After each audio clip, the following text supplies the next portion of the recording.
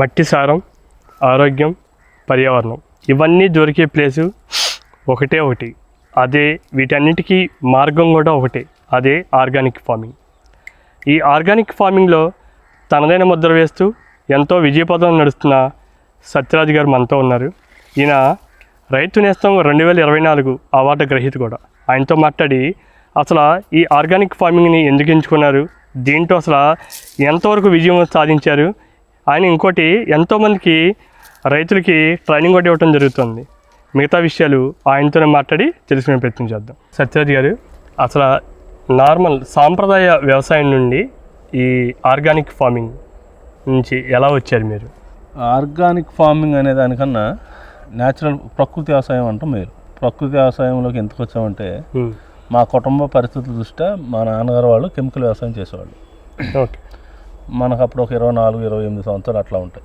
అప్పుడు మా ఫ్యామిలీలో క్రైసిస్ వచ్చినప్పుడు, నాన్నగారు ఇబ్బందులు ఉన్నప్పుడు మనం వ్యవసాయం చేయాలంటే ఏం చేయాలి? ముందు ఎరువుల కొట్టు దగ్గరికి వెళ్ళాలి. అతను వెళ్తే అరువు ఇవ్వనన్నాడు. మీ ఆర్థిక పరిస్థితులు బాగోలేదు, నేను రిస్క్ చేయలేను. ఎవరైనా అంతే కదా, దాన్ని ఏదో అంటాం కదా మనం. ఇప్పుడు సివిల్ స్కోర్ బాగుంటేనే కదా ఎవరైనా ఇచ్చేది అని ఆయన అన్నాడు. అప్పుడు నేను ఆలోచించాను, మరి ఎరువులు లేకుండా వ్యవసాయం చేయాలి ఎలా? ఇంకోటి కూడా ఆలోచించాను. ఇన్ని సంవత్సరాలు మేము సుమారు ఒక 40 ఎకరాలు చెరకేసేవాళ్ళం, ఒక 40 ఎకరాలు వరి మొక్కజొన్న వేసేవాళ్ళం. ఈ సంపాదించిన డబ్బంతా మళ్ళీ హాస్పిటల్కే సరిపోయింది. సంపాదించిన ఆస్తి సంపాదించింది మళ్ళీ జీరో అయిపోయాం.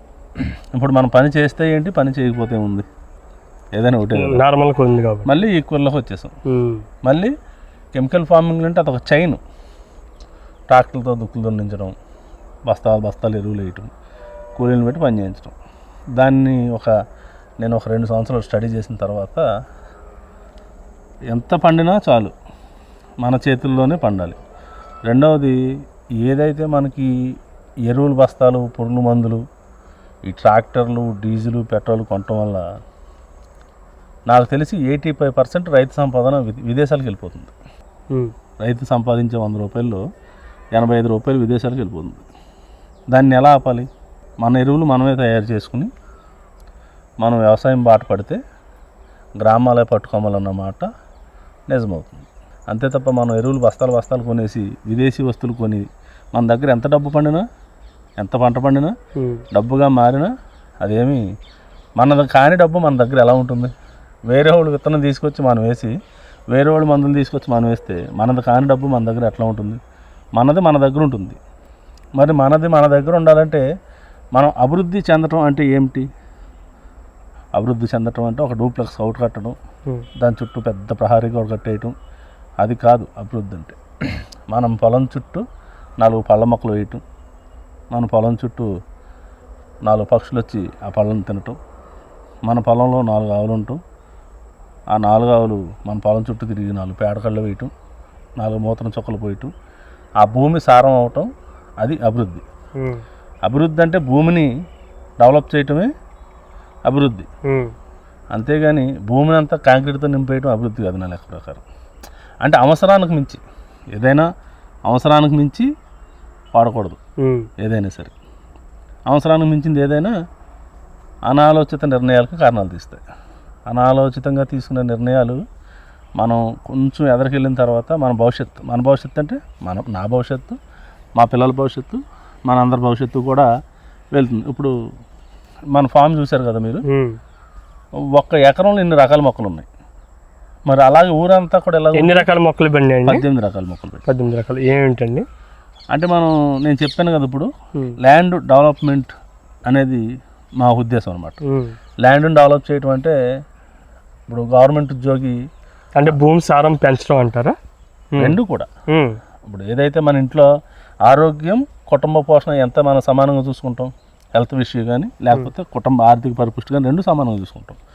కానీ రైతు జీవితంలోకి వచ్చేసేటప్పటికి వేరే వాళ్ళు విత్తనాలు తీసుకొచ్చేసి అతను వేస్తాడు, వేరే వాళ్ళు మందులు తీసుకొచ్చి అతను వేస్తాడు. ఇతనికంటూ వచ్చేటప్పటికి ఏముండదు. అదే ఒక గవర్నమెంట్ ఉద్యోగి అతను ఒక 30,000 రూపాయలు శాలరీ పనిచేస్తే అతనికి ఆటోమేటిక్గా ఒక 4,000 రూపాయలు ప్రతి నెల మిగులుతాయి. అతను ఎప్పుడైతే రిటైర్ అవుతాడో అతనికి కొంత డబ్బు అనేది వస్తుంది. రైతు చేసిన రోజులు చేసి దున్నినంతసేపు దున్నిన తర్వాత అతను కానీ ఆగిపోతే ఆ పొలం బీడు వారిపోతుంది. అది అభివృద్ధి కాదండి. మీరు ప్రకృతి వ్యవసాయంలోకి వచ్చాక మీరు వేసిన ఫస్ట్ పంట ఏంటి? నేను వేసిన మొదటి ప్రధాన పంట ఆకుకూరలు వేసుకున్నాను. మొదటి మన పొలంలో ఆకుకూరలు వేసి ఈ కొబ్బరి మొక్కలు పెట్టిన తర్వాత ల్యాండ్ని డెవలప్ చేస్తూ వచ్చాం. భూమి సారాన్ని పెంచుతూ ల్యాండ్ డెవలప్ అంటే అదే చెప్తున్నాను నేను. ఇప్పుడు ఈ కొబ్బరి ఉంది, ఈ ఒక మొక్కలు ఉన్నాయి, ఇవి ఆ మామిడి మొక్కలు నేరేడు మొక్కలన్నీ కూడా మనకి ఎఫ్డి రూపంలో. నాకు ఇప్పుడు వయసు 38 సంవత్సరాలు, నాకు 50 సంవత్సరాలు వయసు వచ్చేటప్పటికి ఇవన్నీ కూడా కరెక్ట్గా కాపుకు వస్తాయి.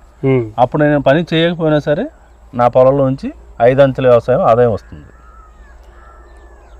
దీన్ని అది రసాయనం చేసే వ్యవసాయంతో రాదంటారా? రాదు కదండి, రాదు కదా. ఎందువల్ల అంటారు? దీనికి దానికి మెయిన్ డిఫరెన్స్ ఏంటది? మన దగ్గర ఉన్న డబ్బు అంతా బయటకు వెళ్ళిపోతుంది కదా. ఇప్పుడు ఎరువులు కొనడానికి, పురుగు మందులు కొనడానికి, భూమిని డెవలప్ చేయడానికి ఎదరికి వెళ్ళిపోతుంది. భూమి 5-6 సంవత్సరాలు 20 సంవత్సరాలు గడిసారు నిస్సహాయ స్థితిలోకి వెళ్ళిపోతుంది, పండదు కదా. అయితే ఇప్పుడు దీనికి ఎరువులు ఏం లేవంటారు? ఎరువులు ఏం వాడు, జీవామృతాలు, మన ఆవు పేడ. చూడండి మొక్కల మొదలు ఏముందో. జీవామృతం ఎలా అండి? ఇది ఘన జీవామృతం అండి. దీంట్లో మనం శనగపిండి, కొద్దిగా పుట్టమన్ను, ఆవు మూత్రం, బెల్లం కలిపి తయారు చేస్తాం. తయారు చేసుకున్నటువంటి పొండి తీసుకొచ్చి, అంటే కర్ర పుల్లలతో సహా ప్రతిదీ ఎరువే, ఆ కుళ్ళిపోయిన వంకాయలతో సహా ఏది పాడే అనమాట. ప్రతిదీ మనం మొక్కల మొదలు తీసుకొచ్చి వేస్తాం, ప్రతి ఎరువు కూడా. ఇక్కడ మిగిలిపోయినటువంటి వ్యర్థాలు మనకి పొలంలో ఎరువుగా ఉపయోగపడతాయి. అంతే తప్ప మన దగ్గర డబ్బులు తీసుకెళ్ళి వేరే వాళ్ళకి ఇచ్చి మళ్ళీ వాటి ద్వారా మళ్ళీ మనం జబ్బులు కొనుక్కు తెచ్చుకుని, అంటే వీటికి అసలు పురుగు అనేది పట్టదు అంటారా? అసలు ఎన్ఎఫ్లో ప్రకృతి వ్యవసాయంలో పురుగు అనేది పట్టదు. ఒకవేళ సహజసిద్ధంగా కాలానుగుణంగా కాలాలు మారేటప్పుడు ఏదైనా పట్టినా దాని అంతటా అదే తొలగిపోతుంది. ఎందుకంటే ఇప్పుడు ఇక్కడ ఉన్నాయండి, మీకు పక్షులు కిల్లకెళ్ళి వినిపిస్తున్నాయా? వినిపిస్తున్నాయా? మనం ఏం చేస్తాం, మిత్ర పురుగులను నాశించడానికి క్రాప్ డైవర్సిటీ మొక్కలు పెట్టుకుంటాం. ఓకే అండి. దీన్ని ఏదైతే ఆశించాలనుకున్నా ఈ పురుగు ఉందో దీన్ని ఆశిస్తుంది. దీన్ని ఆశించి దీని మీద కొంత టైం గడిపేటప్పటికి దాని భవిష్యత్తు కాలం అయిపోతుంది. ఓకే, అంటే ఇటు ఎర్ర పంటలు అంటాం అనమాట. ఇలా గడిపేటప్పటికి ఈ పువ్వు భవిష్యత్తు అయిపోతుంది, ఆ పురుగు భవిష్యత్తు కూడా అయిపోతుంది. కాలానుగుణంగా వచ్చేటటువంటి చిన్న చిన్న అసలు మొక్కలకు తెగుళ్ళు ఎందుకు వస్తాయి? రావు. మనం చేసుకున్నది అంత విపరీతమైన రసాయనాలు వాడటం వల్ల కాలం తన యొక్క సమతుల్యాన్ని పాడైపోయి దానివల్ల అర్థం లేని తెగుళ్ళు, అర్థం లేని రోగాలన్నీ వస్తున్నాయి. అంతే తప్ప జీవామృతం ఎలా తయారు చేస్తారండి? జీవామృతం మనం ఎలా తయారు చేస్తామంటే, అసలు జీవామృతం తయారు చేయడానికి కావాల్సిన వస్తువులు 200 లీటర్ల జీవామృతం తయారు చేయడానికి మనకు ఒక 20 లీటర్ల ఆవు మూత్రం, ఒక 10 కేజీలు దేశీయ ఆవు పేడ, ఒక 2 కేజీలు బెల్లం, 2 కేజీలు శనగపిండి, పప్పుల పిండి అనమాట. పప్పుల పిండిని మనం దాంట్లో పోసుకొని 3 రోజుల పాటు సవ్యదూపులో తిప్పితే ఇలా మనకి ఒక దోసుడు జీవామృతంలో ఈ ప్రపంచంలో ఉన్నటువంటి ఎన్ని కోట్ల బ్యాక్టీరియా అయితే ఉందో అంత బ్యాక్టీరియా ఉంటుంది దోసుళ్ళు. అది మొక్కకి ఇవ్వటం వల్ల భూమిలో ఉన్నటువంటి సూక్ష్మజీవుల్ని, అంటే భూమిలో ఉన్నటువంటి సూక్ష్మజీవుల్ని ఏమంటారంటే జీవ ఉత్ప్రేరకాలు అంటారు. జీవ ఉత్ప్రేరకాలు అంటారు. వాటిలో ఘన దవ జీవామృతాలు లేదా బీజామృతాలు ఇలాంటివన్నీ వేసుకుంటే మనకి విత్తన లోపం కానీ భూమిలో సూక్ష్మ లోపం కానీ ఉండవు. మీరు చూస్తున్నారు ఇప్పుడు ఎంత ఆరోగ్యంగా ఉన్నాయో. అవునండి, అసలు నేల కూడా మొత్తం అంతా చాలా మెత్తగాను ఏదో చెమ్మగా ఉన్నట్టుంది. కొన్ని చోట్ల మనం చూస్తే చాలా ఏదో హార్డ్గాను పొడి పొడిలాడుతూ ఉన్నట్టు ఉంటుంది. అవునండి, నేను వచ్చేప్పటి నుంచి కూడా చాలా చెమ్మగానే చూస్తాను. నేను చాలా పొలాల్లో ఏంటంటే ఇలా ఉండదు మనకి. అంటే భూమిని తనే సారవంతం చేసుకుంటుంది. అసలు భూమికి కావాల్సినటువంటివన్నీ కూడా అందుకే అన్నారు, భూమి దైవం అయితే విత్తనం అదృష్టం. భూమి భగవంతుడు మనకి ఇచ్చాడు దైవం ప్రకారం. మన అదృష్టాన్ని మనం ఏం చేయాలి? మన దేశీ విత్తనాలు వేసుకుని ఆ అదృష్టాన్ని మనం ఇచ్చేసుకోవాలి. మనం ఏం చేస్తున్నాం? విదేశీ విత్తనాలు తీసుకుని అందులో పెడుతున్నాం. సత్యరాజ్ గారు ఇంతవరకు బాగానే ఉంది. మరి దిగుబడి వాటితో పోలిస్తే ఈ ప్రకృతి వ్యవసాయం దిగుబడి ఎలా ఉండొచ్చు? ప్రకృతి వ్యవసాయం దిగుబడి ఈ సంవత్సరం మనం కూచి పటాలి అని ఒక విత్తనం ముడిసాం. అది ఎకరానికి 24 బస్తాలు అయింది. ఇది 5వ సంవత్సరం. దాన్ని మనం అంటే ప్రకృతి వ్యవసాయం అంటే వ్యవసాయ రైతు అంటే ఏం చేయాలంటే తన ఎరువులు తనే తయారు చేసుకుంటూ తన పంటను కూడా తనే అమ్ముకోగలగాలి. అప్పుడే మనం సక్సెస్ అవుతాం. మన పంటను ఎప్పుడైతే మనం అమ్ముకుంటే అప్పుడు మనం సక్సెస్ అవుతాం. అలా కాకుండా మన పంటను వేరే అతను అమ్మాలంటే మళ్ళీ ఇమీడియట్గా వచ్చినట్టే కదా, మళ్ళీ ఇబ్బంది పడుతున్నాం. మనం ఈ ప్రకృతి వ్యవసాయంలో మన పంటను మనమే పండిస్తూ 10 మందికి చూపిస్తే కెమికల్ ఫ్రీ ఫార్మింగ్ ఎప్పుడైతే మొదలవుతుందో అప్పుడు ఆటోమేటిక్గా అభివృద్ధి అనేది కొనసాగుతుంది. ఇప్పుడు విపరీతమైన పెట్టుబడులు పెట్టి 70-80 బస్తాలు పండించినా దానివల్ల ఉపయోగం ఉంది ఇప్పుడు బియ్యం తప్ప. అవేమి తింటాక పండించేది కూడా చాలా ఆరోగ్యమైనది పండించుకుంటూ ఆరోగ్యమైన వాతావరణంలో ఉంటే మనం ఆరోగ్యం వస్తుంది. తెల్లారులేసి పురుగు మందుల్లోనూ కెమికల్స్లోనూ మనం ఉంటే మనకు కూడా ఆటోమేటిక్గా అనారోగ్యం వస్తుంది. ఇది కూడా బాగానే ఉంది. మరి మార్కెటింగ్ ఎలా చేస్తారు? మీకు గిట్టుబాటు ధర బాగానే ఉంటుందా? బ్రహ్మాండంగా ఉంటుంది. చాలా మంది ప్రకృతి వ్యవసాయంలో పంటలు అంటే రేటు చాలా ఎక్కువ అంటూ ఉంటారు. మరి అంటే అది రేట్ కాదండి, రైతుకి పడిన శ్రమకి మనం ఇచ్చేటటువంటి రెమ్యునరేషన్. ఇప్పుడు అందరూ రెమ్యునరేషన్ తీసుకుంటూ ఉంటారు. మీరు చేయలేని పని మేము చేస్తున్నాం, రైతులను చేస్తున్నాం. అది మీరు రైతులకి ఇచ్చేటువంటి ప్రోత్సాహం అయ్యింది. మన ఆరోగ్యాన్ని కాపాడుతున్నందుకు రైతుకి ఇచ్చే అటు మనం ఒక ప్రకృతి వ్యవసాయం చేసే రైతు దగ్గర మనం ఏదైనా వస్తువు కొన్నట్లయితే ఆ రైతుకి కాదు, మీరు మన దేశంలో ఉన్నటువంటి భూభాగాన్ని కాపాడడం వాళ్ళు అవుతారు. ముందు వాళ్ళు కాపాడుకుంటున్నారు కానీ ఆరోగ్యాన్ని కాపాడుకోవడంతో పాటు ఆ రైతుల దగ్గర మనం కొనటం వల్ల ఆ రైతుల యొక్క భూభాగాన్ని కాపాడిన వాళ్ళు అవుతారు. ఈ ప్రకృతి వ్యవసాయం అనేది దేశ భద్రత, ఆర్థిక అంశాలతో కూడుకున్నటువంటిది. మన పంటలు మనమే పండించుకోవాలి, మన విత్తనాలు మనమే తయారు చేసుకోవాలి, మన డబ్బులు మన దగ్గరే ఉండాలంటే ప్రకృతి వ్యవసాయం చేయాలి.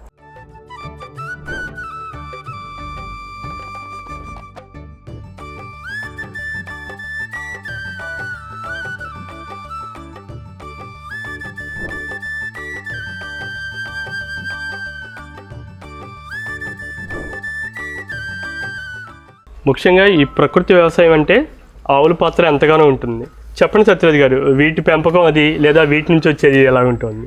అసలు వీటి కోసమే మేము ప్రకృతి వ్యవసాయం చేసేది. వీటిని పోషించడం కోసం, వీటికి కెమికల్ లేని ఆహారం మాకన్నా ముందుగా వీటికి కెమికల్ లేని ఆహారం పండించడం కోసం వీటితోనే మాకంతా ముడిపడి ఉంది. ఇంట్లో బిడ్డలను ఎలాగైతే మనం చూసుకుంటామో వీటిని అట్లా చూసుకుంటాం. ఎందుకంటే ఈ ఆవు పేడతోనూ ఈ ఆవు మూతంతోనే మొత్తం అంతా ఇదై ఉంది. ఎన్ని ఆవులు ఉంటాయండి? మనకు సుమారు 12-13 ఆవులు ఉంటాయండి. ఓకే, మొత్తం ఇప్పుడు సపోజ్ ఈ 13 ఆవులతోనే మీకు కావాల్సిన 2 ఎకరాల్లో మొత్తం నా జీవామృతం తయారవుతుంది. అంటే ఒక్క ఆవుతోటి 100 ఎకరాలు వ్యవసాయం చేయొచ్చు. అబ్బా, ఒక ఆవు పేడతోనూ ఒక ఆవు మూత్రంతోనూ 100 ఎకరాలు వ్యవసాయం చేయొచ్చు. ఇప్పుడు మనం ఏదైతే విజయవాడలో సుమారు 800 మంది గృహిణీలతోటి మిద్దె తోట సాగు చేపిస్తున్నాం విజయవాడలో. ఆ గృహిణీలకి కావాల్సినటువంటి ఘనజీవామృతం మొత్తం కూడా ఇందాక మనం చూసింది ఎక్కడి నుంచో వెళ్తుంది. ఎవరు మనకు చెప్పినా సరే అక్కడి నుంచో వెళ్తుంది. ప్రకృతి వైద్యంలో గోమాత చాలా గోమాతతోనే ప్రకృతి వైద్యం ఉంది, సాధ్యం అవుతుంది. ఎందుకంటే చాలా మందికి తెలిసిన విషయం, చాలా మందికి తెలియని విషయం, ఈ ఆవు పేడలో ఉన్నటువంటి విత్తనం ఎన్ని రోజులకైనా ఎన్ని సంవత్సరాలకైనా పోదు. ఆవు తిని విసర్జించేటువంటి విత్తనం ఎన్ని రోజులకైనా ఎన్ని సంవత్సరాలకైనా పోదు. మేము ఈ ఘనజీవామృతాన్ని రాష్ట్ర వ్యాప్తంగా ఎందుకని లేకపోతే దేశవ్యాప్తంగా ఎందుకు పంపిస్తున్నామంటే లాభార్జన కోసం కాదండి. ఇందులో ఉన్నటువంటి విత్తనాలు, ఇందులో ఉన్నటువంటి సూక్ష్మజీవులు 400 కోట్ల సంవత్సరాల వరకు ఉంటాయి. ఈ భూమికి కావాల్సిన లేదా ఈ మనుషులకు కావాల్సిన ఈ పంటలకు కావాల్సిన దీన్ని దాయాలంటే దీంతోనే సాధ్యం. ఒక రంగా చెప్పంటే సీక్రెట్ ఫార్ములా మొత్తం దీంతోనే ఉంది. ఒక బాల్ కానీ మనం దాచినట్లయితే ఒక ఊరిని కాపాడవచ్చు. ఎన్ని సంవత్సరాల వరకు? 400 కోట్ల సంవత్సరాల వరకు దీన్ని కాపాడవచ్చు. అందుకనే ఈ గృహిణీలకు కానీ ఈ ప్రకృతి వ్యవసాయం చేసే రైతులకు కానీ ఇక్కడ నుంచే చక్కగా దేశీ పేరుతోటి ఘనజీవామృతం కషాయాలు అవి తయారు చేసి పంపిస్తూ ఉంటాం. అంటే ఇది ఒక సేవా దృక్పథం అనమాట. సీడ్ బాల్ అంటారు, మీరు ఎప్పుడైనా చూసారా? చూడండి, ఇదే సీడ్ బాల్స్ అంటుంటారు కదా, చాలామంది కార్యక్రమాలు చేస్తారు. కానీ ఈ ఆవులు తిన్నటువంటి గడ్డి విత్తనాలు కానీ లేకపోతే సంథింగ్ ఏదైనా ఈ భూమి మీద ఈ పిచ్చి మొక్క ఏదైనా మలవాలంటే ఇది తిని విసర్జిస్తే పాడవకుండా మొలుస్తుంది. ఆ కడుపులోంచి బయటకు వచ్చేటప్పుడు విత్తన శుద్ధి అయిపోతుంది. ఇది దీనికి ఉన్నటువంటి ప్రత్యేకత. ఆవు ఎంత నిర్మలంగా ఉంటుందో తన దగ్గర నుంచి వచ్చేది కూడా అంతే నిర్మలంగా. అసలు విషయం అది 400 కోట్ల సంవత్సరాల వరకు దాగి ఉంటుంది ఈ బ్యాక్టీరియా, ఘనజీవామృతం అనే దాంట్లో. మనకు దొరికేటటువంటి అన్ని రకాలు కూడా దీన్ని ఇలా ఇందులో 10 రకాల ఆకులు, ఒక 2 కేజీలు వేపాకు, 1 కేజీ ఉమ్మెంతాకు, 1 కేజీ బొప్పాయి ఆకు, 1 కేజీ ఆమునివాకు, 1 కేజీ కానుగాకు, 1 కేజీ బంతాకు, 1 కేజీ తులసాకు, 1 కేజీ అట్టకోడలాకు, 1 కేజీ బొప్పాయి ఆకు, 1 కేజీ వావిలాకు. ఇవి వేసిన తర్వాత మనం ఇందులో ఒక 125 గ్రాములు శొంఠి వేస్తాం, 1 కేజీ శొంఠి వేస్తాం, ఒక 125 గ్రాములు లవంగాలు వేస్తాం, ఒక 125 గ్రాములు మిరియాలు వేస్తాం, ఒక 1/2 కేజీ పసుపు వేస్తాం 200 లీటర్లకి. ఈ 10 రకాల ఆకుల కషాయాలతోటి 10 కేజీలు పేడ, ఒక 20 లీటర్ల గోమూత్రం, 160 లీటర్ల నీరు పోసి ఈ కషాయాన్ని ఇలా 40 రోజులు ఉంచిన తర్వాత వాడితే మనకి ఎలాంటి పురుగులైనా సరే నివారించుకోవచ్చు. దాంతోపాటు ఈ 10 రకాల్లో మనకి ఏదైతే ఆక్లైడ్స్ ఉన్నాయో మనం మీకు ఇప్పుడు ఆక్లైడ్స్ పేర్లు కూడా చెప్తాను నేను. ఆ ఆక్లైడ్స్ ద్వారా మాత్రమే చాలామంది తెలియని విషయం ఏంటంటే వెల్లుల్లిలో ఏమి ఆక్లైడ్స్ ఉన్నాయి, పచ్చిమిర్చిలో ఏమి ఆక్లైడ్ ఉంది, ఇవన్నీ కూడా మీకు చెప్తాను నేను. ఇది దశపర్ణి కషాయం. చాలామందికి తెలియని విషయం, చాలామంది తెలుసుకోవాల్సిన విషయం, ఈ ప్రకృతి వ్యవసాయం చేయటం ద్వారా ఈ ఆకులతోనూ అలమలతోనూ అసలు ఇవి ఎలా నివారణ అవుతుంది, అసలు ఆకుల ద్వారా పురుగులు ఎలా నివారణ అవుతుంది చాలామందికి డౌట్ ఉంది. ఆ డౌట్ని నేను ఇప్పుడు తీరుస్తాను అన్నమాట. వేపలో మనం చెప్పాలంటే ఏముంటుంది, నిలిమెన్ అజా డైరెక్ట్ జియోనిన్ అని ఒకటి ఉంటుంది. అలాగే మిరప వాడతాం కదా మనం, మిరపలో చిల్లి అంటే క్యాప్సిన్ అనే ఒక ఆక్లైడ్ ఉంటుందండి. మనం వెల్లుల్లి కూడా చాలా ఎక్కువ వాడతాం, అందులో వెలిసిన్ సల్వర్ అని చెప్పేసి ఒక ఆక్లైడ్ ఉంటుంది. అల్లం వాడతాం, అల్లంలో జింజరాల్ పోకల్స్ అనే ఒక ఆక్లైడ్ ఉంటుంది. మారేడు పత్రాలు వాడతాం, మారమెలన్ టెనిన్స్ అని చెప్పేసి ఒక ఆల్కలైడ్ ఉంటుంది. బొప్పాయి వాడతాం, బొప్పాయిలో మొక్కలకి కావాల్సినటువంటి మంచి ఆల్కలైడ్ అనమాట. పప్పైన్ ప్రొటైన్ అని చెప్పేసి ఒక ఆల్కలైడ్ ఉంటుంది. ముఖ్యంగా మనం తెలుసుకోవాల్సింది ఏంటంటే ఒక సీతాఫలం చెట్టు ఉంటే చాలు. మన ఫార్మింగ్లో ఒక సీతాఫలం చెట్టు ఉంటే ఆ సీతాఫలం చెట్టులో సిట్రిక్ యాసిడ్, టాన్సిన్స్ అని చెప్పేసి 2 రకాల ఆల్కలైడ్స్ ఉంటాయి. అవి పురుగుని అత్యంత ఈజీగా నివారిస్తాయి. ఓకే, మన సీజన్లో కూడా సీతాఫలాలు తినాలి అంటారు. అందుకనే మనం సీతాఫలాలు పెంచాలి. అంటే ప్రతి అంశం కూడా నేచర్ తోటి ముడిపడి ఉంది. మనం వాటిని పాటించకపోవటం వల్లే ఇప్పుడు ఇది వచ్చింది. ఆకులేమి కలవక భూమి నిస్తేజం అయిపోతుంది. మన ఇంటి దగ్గర పెరిగే జామలో కూడా సిట్రిక్ యాసిడ్ టాన్సిన్స్ అనే ఒక ఇప్పుడు ప్రకృతి వ్యవసాయం మనం నిన్ను పంటలేసాం కదా, ఒక్క ఆకు ఒక దాని మీద పడి ఈ పురుగులన్నీ నివారణ అవుతున్నాయి. వాటి యొక్క ఆల్కలైడ్స్ వల్ల ఈ పురుగులు పట్టకపోవటం ఇట్లాంటివి జరుగుతూ ఉంటాయి. అలాగే ఆముదంలో రిసినాల్ అనేది ఒకటి ఉంటుంది, ఉమ్మెంత టాఫెన్ ఆల్కలైడ్స్ ఉంటుంది, నిమ్మలో సిట్రిక్ యాసిడ్ ఉంటుంది, తులసిలో లిలనాల్ యాజినల్ అని ఒకటి ఉంటుంది, గానుగులో ఫ్లవనాయిడ్స్ యాంటీ ఆక్సిడెంట్స్ ఉంటాయి, కుంకుడుకాయలో సోఫిన్ అని ఒకటి ఉంటుంది, నల్లేరులో బయోఫ్లావనాయిడ్స్ ఉంటుంది, వావులాకులో నియరిన్ ఉంటుంది. అందుకే వావులాకు కషాయం వాడితే మిరప తోటలో ఎలాంటి ముడతైనా పోతుంది. నీరిన్ అని చెప్పి ఒక రసాయనం రిలీజ్ అవుతుంది ఉడకబెట్టమని. ఉల్లిలో టాన్సిన్ గ్లూకోనిస్సి అని చెప్పేసి ఒక ఆల్కలైడ్ ఉంటుంది. తూటికోడ కూడా టిమ్మెల అనే ఒక ఆల్కలైడ్ ఉంటుంది. ఇది వరిలో సుడిదోమకు ఎక్కువగా నియంత్రణ అవుతుంది. అలాగే తుమ్మ, గన్నేరు, రేగు, దానిమ్మ ఇలా ప్రతి ఆకులోనూ కూడా ఈ ప్రపంచంలో ఉన్నటువంటి అన్ని రకాల ఆకుల్లోనూ కూడా వ్యవసాయం చేయడానికి కానీ లేకపోతే మన ఆరోగ్యానికి కావాల్సినటువంటి అన్ని రకాల అనువైన పోషకాలు లేకపోతే ఆక్లైడ్స్ అన్నీ కూడా ఉంటాయి. అందరం కూడా ప్రకృతి వ్యవసాయం చేద్దాం. భూమి భారత విభాగాన్ని, భూమి భారతని కాపాడుదాం. ఓకే, ఇప్పుడు మనం మన పొలాన్ని కానీ పరిశీలించినట్లయితే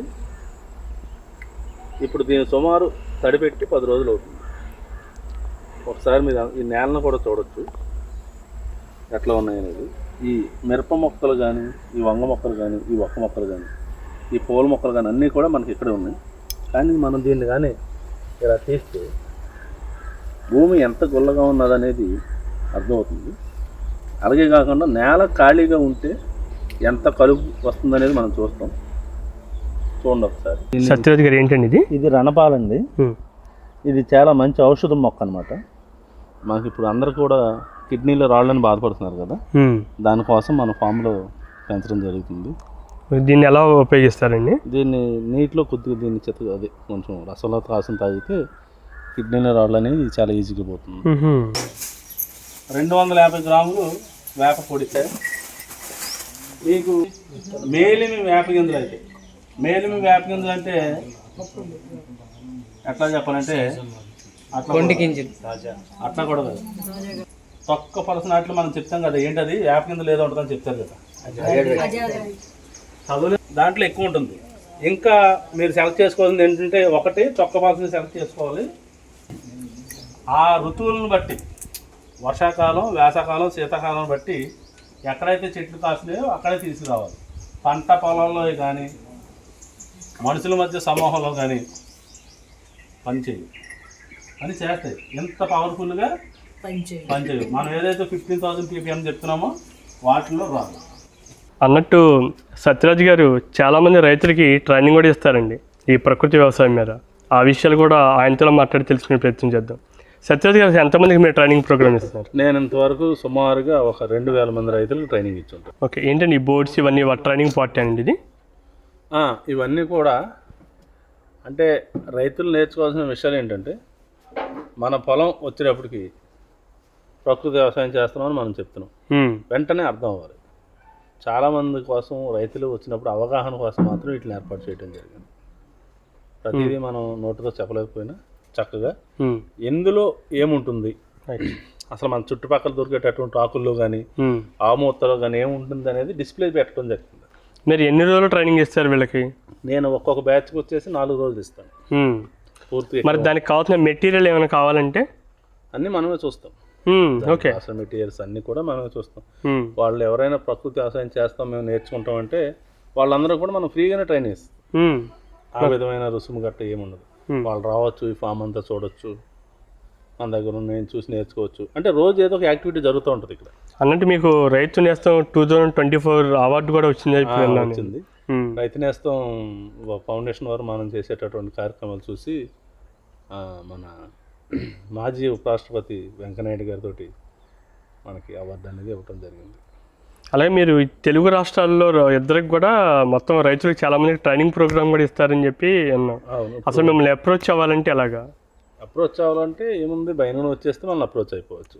care of address Bainagudem, Eluru జిల్లా బైనగూడెం గ్రామం. రైట్. Phone number 9951827366. ఓకే, చాలా ఈజీగా కాంటాక్ట్ అవ్వచ్చు. అలాగే మనం ఇప్పుడు వరకు ఇచ్చినటువంటి రైతులు 2 రాష్ట్రాల్లో మనం ఎవరైతే ప్రకృతి వ్యవసాయం చేపిస్తున్నామో వాళ్ళు 100కి 100 సక్సెస్ అయ్యారు. మేము ఒక్కడం కూడా నష్టపోయాం అనేది లేదు. ఇంకొప్పుడు వాళ్ళు మనకు మించి ఎక్కువ చేస్తున్నారు. ఓకే, మనం గురువుగానే మిగిలిపోయాం, వారు పెద్ద రైతులుగా మారిపోయారు. అది కూడా బాగా సంతోషకరమైన విషయం. అలాగే అన్నట్టు ఫారెన్ నుంచి కూడా కొంతమంది వచ్చి శాస్త్రవేత్తలు మీ వ్యవసాయం చూడడం జరిగిందని చెప్పి విన్నాను నేను. అవును సార్, మొన్న ఒక 2-3 కంట్రీస్ నుంచి ఒక 10 మంది రైతులు వచ్చి చూడటం, వారితో మనం నిత్యం టచ్లో ఉండటం. అంటే అనంతపూర్ జిల్లాలో కొంత ఒక దానిమ్మ మన సాయికృష్ణ గోశాల ఆధ్వర్యంలో జరుగుతూ ఉంటుంది. అరటి, దానిమ్మ, బత్తాయి ఇలాంటి పంటలు మన ఆధ్వర్యంలో జరుగుతూ ఉంది. అక్కడ ఉండేటువంటి రైతులు అది గమనించి దీనికి తేడా ఏంటని చూడటానికి వారు ఇక్కడ రావటం, 4 రోజులు ఉండటం కూడా జరిగింది. ఇప్పుడు లాస్ట్ మొన్న 21 నుంచి 24 తారీఖు వరకు 7 జిల్లాల నుంచి ఒక 45 మంది రైతులు వచ్చి శిక్షణ తీసుకోవడం కూడా జరిగింది. అసలు ఈ ప్రకృతి వ్యవసాయంలో అనువైనగా పంటలు ఏ పంటలు వేయచ్చు, ఏ పంటలు వేయటానికి కుదరదు? దేశీయ విత్తనాలతో వచ్చేటటువంటి ఏ పంట అయినా వేయచ్చు. ఏ పంటలు వేయటానికి కుదరదు అంటారు మీకు ఉజ్జాయింపుగా? అలా అని నేను చెప్పలేను, కానీ ఏ పంటలు వేయకూడదు అనేది మనం చెప్పకూడదు. ఎందుకంటే అంటే వేస్తే మనం సక్సెస్ రేట్ తక్కువ అంటానికి. అంటే రైతులు వారి ప్రాంతాల్లో వారి భూమి సారాన్ని బట్టి అక్కడ ఉన్న వాతావరణ మరియు మన మార్కెట్ని బట్టి అమ్ముతూ ఉంటారు. ఏ పంట వేసినా సరే న్యాచురల్ పద్ధతిలోనే, ప్రకృతి వ్యవసాయ పద్ధతిలోనే చేయాలని నేను కోరుకుంటున్నాను. ఓకే, చాలా ధన్యవాదాలండి సత్యవతి గారు, చాలా విషయాలు చెప్పారు. మీరు మరిన్ని సక్సెస్ అవ్వాలని చెప్పి సుమన్ టీవీ నుంచి మనస్ఫూర్తిగా కోరుకుంటున్నాను.